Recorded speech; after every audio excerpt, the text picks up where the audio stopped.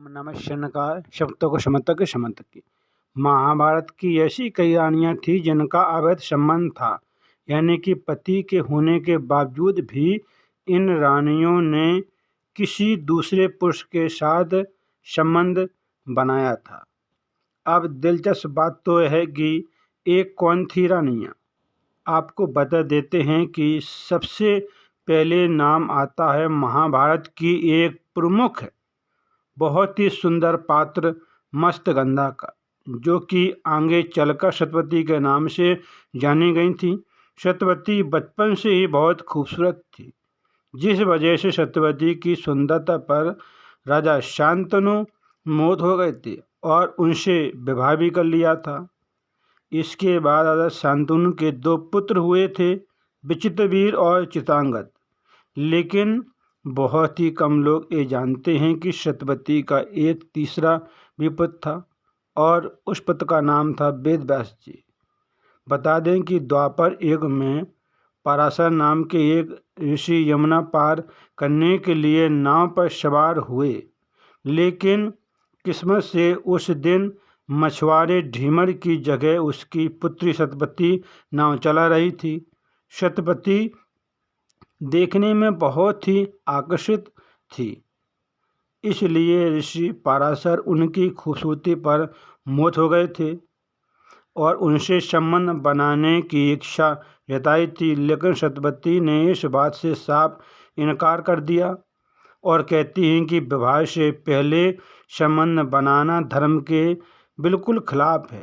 पराशर ऋषि फिर भी नहीं माने और सत्यवती से बार बार प्रेम का निवेदन करने लगे।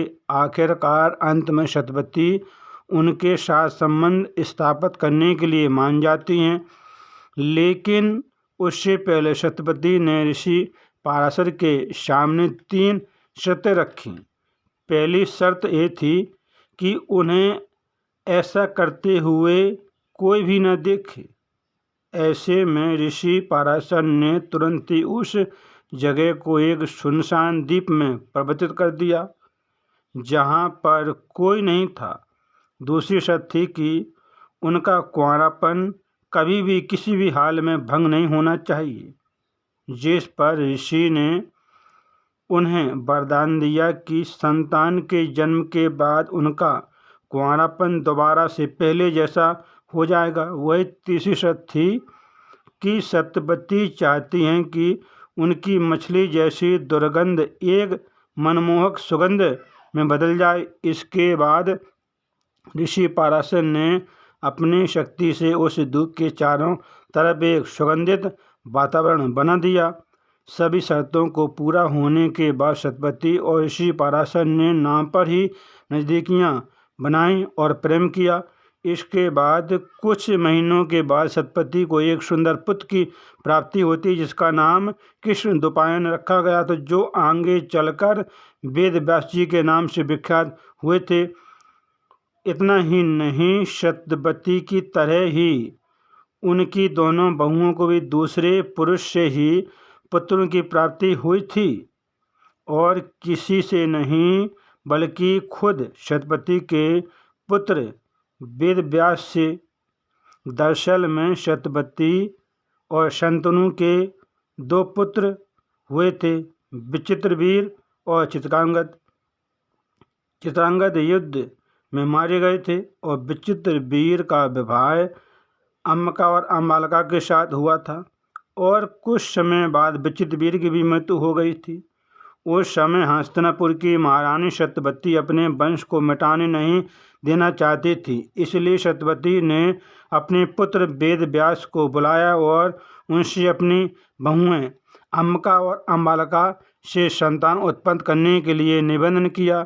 सबसे पहले सत्यवती ने बड़ी रानी अम्बिका को वेद व्यास के पास भेजा, पर अम्बिका व्यास जी के तेज से डर जाती हैं और अपनी आंखें बंद कर लेती हैं, जबकि छोटी रानी अम्बालिका वेद व्यास को देखकर सहम जाती हैं।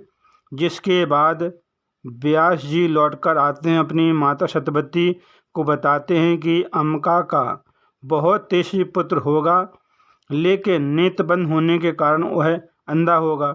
वहीं अम्बालिका के गर्भ से रोगग्रस्त पुत्र होगा। ये सब सुनने के बाद माता सत्यवती बड़ी रानी अम्बिका से दोबारा वेद व्यास जी के पास जाने को कहती हैं, लेकिन इस बार बड़ी रानी न जाकर दासी को भेज देती हैं और दासी बिना संकोच के वेद व्यास के सामने से गुजर जाते हैं। जिसके बाद वेद व्यास जी अपनी माता सत्यवती को बताते हैं कि इस दासी के गर्भ से एक यजमान पुत्र का जन्म होगा जिसका नाम विदुर रखा जाएगा। वही अम्बिका से दशरथ और अम्बालिका से पांडु का जन्म होगा। अब बात करते हैं महाराज पांडु की पत्नी कुंती की। कुंती को लगभग हम सभी लोग जानते होंगे। जबकि कुंती कुंवारी थी तब उनके यहाँ एक दुर्वासा ऋषि आए थे। कुंती ने दुर्वासा ऋषि की बहुत सेवा की थी और कुंती की सेवा से ऋषि प्रसन्न हो गए थे। दुर्वासा ऋषि ने कुंती को एक पुत्र मंत्र दिया था और ये कहा था कि वो इस मंत्र की सहायता से जब चाहे जब किसी भी देवता का आह्वान करके उनके अंश की प्राप्ति कर सकती हैं। ऐसे में दुर्वासा ऋषि के जानने के बाद राजकुमारी कुंती ने एक दिन मंत्र को परखने के लिए सूर्य देवता का स्मरण किया, जिससे महारथी कर्ण का जन्म हुआ था कुंती से। तब कुंती कुंवारी थी, इसलिए कुंती को लोग लज्जा के डर से अपने ही पुत्र को नदी में एक बक्से में रखकर उन्होंने बहा दिया था।